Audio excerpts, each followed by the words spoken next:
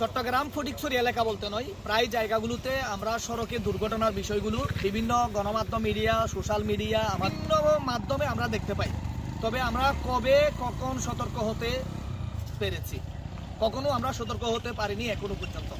আজকে যেখানে আমি দাঁড়িয়ে আছি, চট্টগ্রাম ফটিকছড়ি উপজেলার বুসপুর থানার অন্তর্গত মির্জারহাট বাজার সংলগ্নে একটি 12 মাসিয়া ফুলের উপর থেকে, ব্রিজের কালভার্টের উপর থেকে ভিডিওটি ধারণ করে দেখাচ্ছি।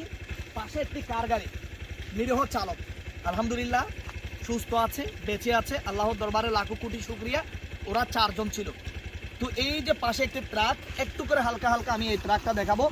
এই যে পাশে ট্রাকটি কিন্তু উনি ওনাদের সাইডে এসে এই যে গাড়িটাকে যে পরিমাণ আঘাত করেছে, ওনারা বেঁচে থাকার কথা নয়।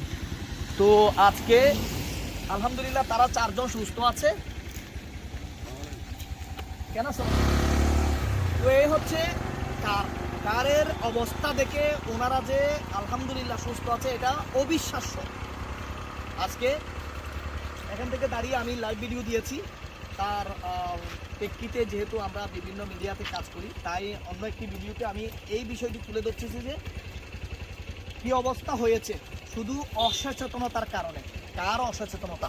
এই যে ট্রাক চালকের, ওনাদেরও সেই সময় রাস্তা দেখার মতো সকাল হয়েছে, আর ট্রাক চালকেরও রাস্তা দেখার মতো সকাল হয়েছে। ওই যে ট্রাক চালকের অসচেতনতার কারণে আজকে এত বড় একটা দুর্ঘটনা সংঘটিত হয়েছে। তাছাড়া বারবার একটা কথা আমি বলছি, অনেকেই কমেন্ট করেন ভাইয়া চালকরা কেমন আছে, যাত্রীরা কেমন আছে, সেই জন্য বারবার ওইটা বলছি আলহামদুলিল্লাহ তারা সুস্থ আছে, সেদিকে আর যাচ্ছি না।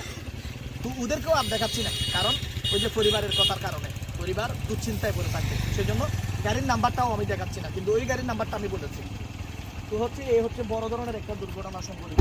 তো এই ধরনের সংগঠনমূলক দুর্ঘটনার থেকে আমাদেরকে রক্ষা পাওয়ার জন্য সচেতন হতে হবে, দক্ষ চালক হতে হবে, ট্রাফিক সিগন্যালগুলো আমাদেরকে মানতে হবে, গাড়ি নিয়ন্ত্রণের মধ্যে রেখে চালাতে হবে। কারণ এখানকার সড়কগুলো হচ্ছে বিদেশির সড়ক নয়, আপনি 4-5 কিলোমিটার 10 কিলোমিটার এক চুকে দেখলেন এইরকম সড়ক নয়, আঁকাবাঁকা সড়ক। তাই আমাদেরকে এই আঁকাবাঁকা সড়কের মধ্যে ট্রাফিক সিগন্যাল, বাংলাদেশের যে নিয়মগুলো রয়েছে এগুলো মেনে চলতে হবে। যে কোনো জায়গায় অ্যাক্সিডেন্ট হচ্ছে আমরা হাম্প দিয়ে দিলাম, হাম্প বলতে স্পিড ব্রেকার দিয়ে দিলাম, তা তো হলো না। স্পিড ব্রেকারের কারণে অনেক সময় দেখা যায় গতকালকের দুর্ঘটনাটা একেবারে স্পিড ব্রেকারের কারণে হয়েছে। স্পিড ব্রেকার যদি না থাকতো, স্পিড ব্রেকার না থাকলে কিন্তু এই দুর্ঘটনাটা কবলে পড়তো না। আজকে ওনারা বলেছে যে ঠিক আমরা ব্রিজ থেকে নামছি, উনি অনেকটা স্পিডে এসেছে, আর আমরা যাবার জায়গা কোথায়? এখানে যদি কোনো একটা খোলা মাঠ থাকতো, কোনো জমি থাকতো, তাহলে ওনারা গাড়িটা এদিকে নামিয়ে দিতে পারতেন। কিন্তু এখানে এমন কোনো জায়গা নেই যে ওনারা গাড়িটা নামিয়ে দেবে। তো ওনারাও এই পর্যন্ত আসবে, আর যাবে কোথায়? উনি এসে তাদেরকে মেরে দিয়েছে। এমন অবস্থায় মেরেছে, এই জায়গায় ড্রাইভার বসেছে, ওই জায়গায় আরেকজন বসেছে। এখান থেকে এই যে গ্লাসগুলো ছিল এগুলো ভেঙে ড্রাইভারের মুখে পড়েছে, এই যে আনা ভেঙে পড়েছে। তারপরে এদিকে তো আপনারা দেখতে পাচ্ছেন, এই সব আপনারা দেখতে পাচ্ছেন। আল্লাহ তাদেরকে রক্ষা করেছে, বাঁচিয়েছে, এই জন্য আল্লাহ দরবারে লাখো কোটি শুকরিয়া। তো এই ভিডিওটি দেওয়ার জন্য পুনরায় আবার আমি ভিডিও ধারণ করেছি।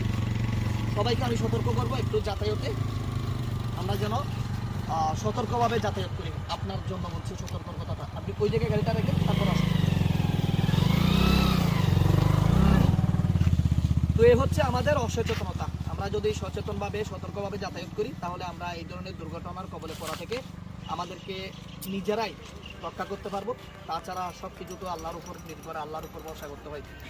কোন সময় কি ঘটে শুধু একমাত্র আল্লাহ জানে। মাফাতিহুল গায়ব ইনদাল্লাহ, গায়বের চাবি যেহেতু আল্লাহর হাতে। তো বিদায় নিচ্ছি, যারা যে প্রান্ত থেকে আমাদের সাথে ভালো থাকবেন, সুস্থ থাকবেন, আল্লাহ হাফেজ।